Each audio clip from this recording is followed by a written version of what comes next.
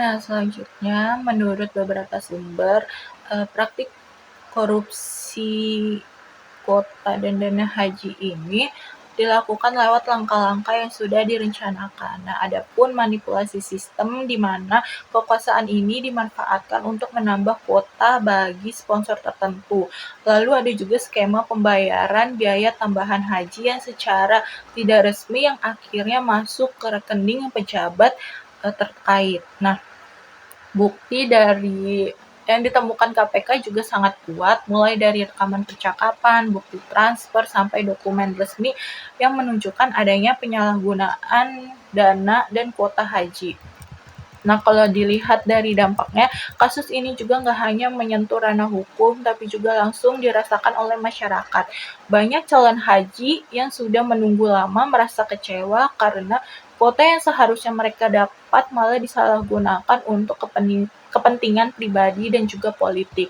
Nah, pemerintah pada akhirnya juga harus melakukan audit ulang terhadap seluruh anggaran haji dan memperketat sistem transparansi yang ada di Kementerian Agama. Nah, kasus ini juga memunculkan kekhawatiran akan munculnya kasus serupa di masa depan yang kalau sistem pengawasan dan integritas pejabat yang nggak benar-benar diperbaiki malah akan menimbulkan korupsi lagi yang lebih lanjut.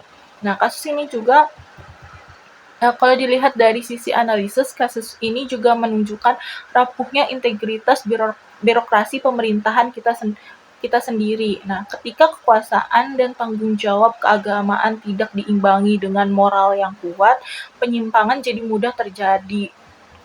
Nah, padahal sistem digital dan pengawasan sebenarnya sudah ada, tetapi tetap bisa dimanipulasi kalau mental pejabatnya masih korup.